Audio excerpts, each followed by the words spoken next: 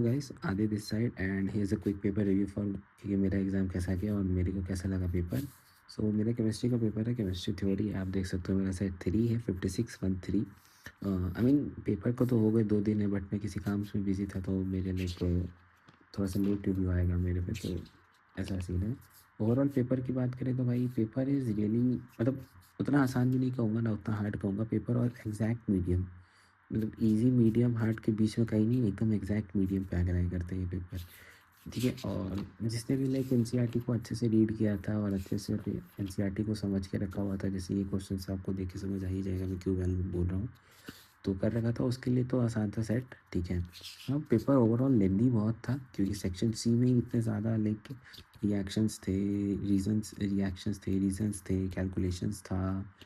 और जबकि ये वाला ना लाइक ये जो है ना, ये इसका ना सिर्फ एक फॉर्मूला लिख के दिया हुआ है एनसीईआरटी में केमिकल काइनेटिक्स चैप्टर में।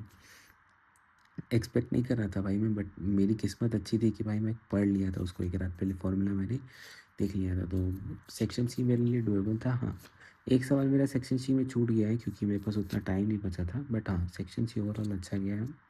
सेक्शन डी भी मेरा भी अच्छा गया है, इसमें भी कुछ नंबर कट सकते हैं। सेक्शन डी लाइक फुल्ली तो नहीं कहूँगा कि एकदम अच्छा है, बट सेक्शन डी में थोड़ा बहुत कर सकते हैं। सेक्शन ई भी आसानी था, बट थोड़ा बहुत बस डी एन एफ ब्लॉक के रीजंस थे, कैलकुलेशन था इलेक्ट्रो का।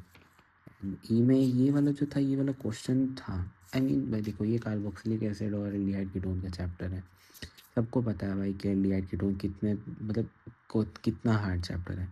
तो उसमें से मेरा भी, मतलब मेरे को भी थोड़ा हार्ड लग रहा था क्योंकि मैंने इसके टेस्ट वेस्ट अच्छे से नहीं पढ़ रखे थे, iodoform test, I mean Tollens test, ये सब थोड़ा बहुत आता था बट उतना नहीं आता था। बट हाँ मैंने इससे रिलेवेंट जो पॉइंट्स लिखने थे वो लिख दिए, बट इसमें स्ट्रक्चर्स में मेरी गलती हो सकती है, तो आई एम एक्सपेक्टिंग कि आउट ऑफ 5 इसमें 3 नंबर मिल जाए अगर भगवान मेहरबान रहा तो। बाकी overall paper was really medium level का, कोई दिक्कत वाली चीज़ तो मुझे ऐसी लगी नहीं कि भाई पेपर में क्या पूछ दिया जो पल्ले ही नहीं पड़ा हो, सब बढ़िया थे।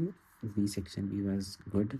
ठीक है, एक ये सवाल मेरे को थोड़ा सा अजनबी लगा क्योंकि यार ऐसा एनसीईआरटी में मैंने देखा नहीं था, जेई के उसमें पीवाईक्यू में देखा था, बट मेरे को जेई की बुक पीवाईक्यू छुए हुए 1 महीने से ज़्यादा हो गया, तो मेरे को पता नहीं था वैसा। और ओवरऑल पेपर तो सही था, एंड मेरे को तो लगा कि नहीं भाई ऐसा तो कुछ था नहीं पेपर में कि भाई कुछ समझ ही नहीं आए।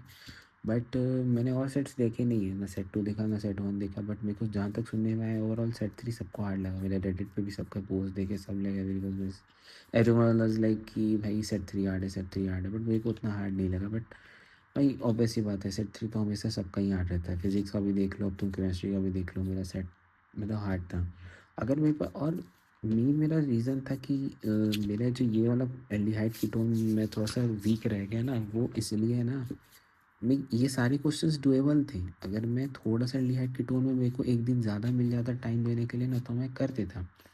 बट मेरा सबसे बड़ा प्रॉब्लम जो सीबीएसई वालों ने मेरे साथ कर दिया, लाइक मेरे जितने भी दोस्त हैं सबके साथ ये कर दिया ना कि हमारा ऑप्शन है painting, I mean fine arts, तो हमारा केमिस्ट्री और फाइन आर्ट्स, लाइक जैसे कि आज अगर आप फाइन आर्ट्स का पेपर लिख रहे हो उसके जस्ट एक दिन बाद आपके केमिस्ट्री का पेपर है।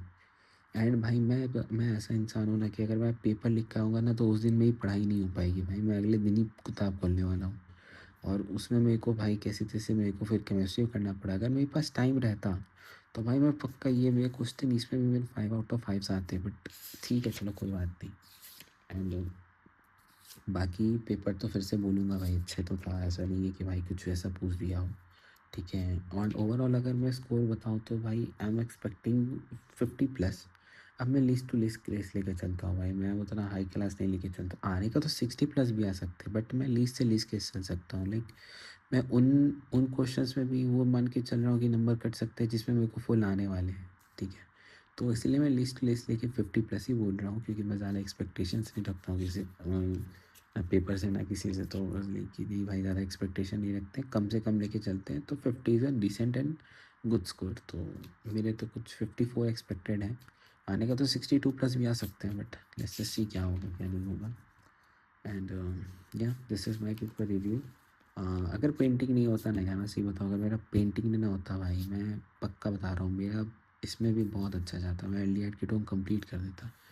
बट कोई नहीं, ग्रेट थम्स अप, सीबीएसई को सलाम है भाई, जितना एनसीईआरटी में पूछा जाता है उतना ही पूछा।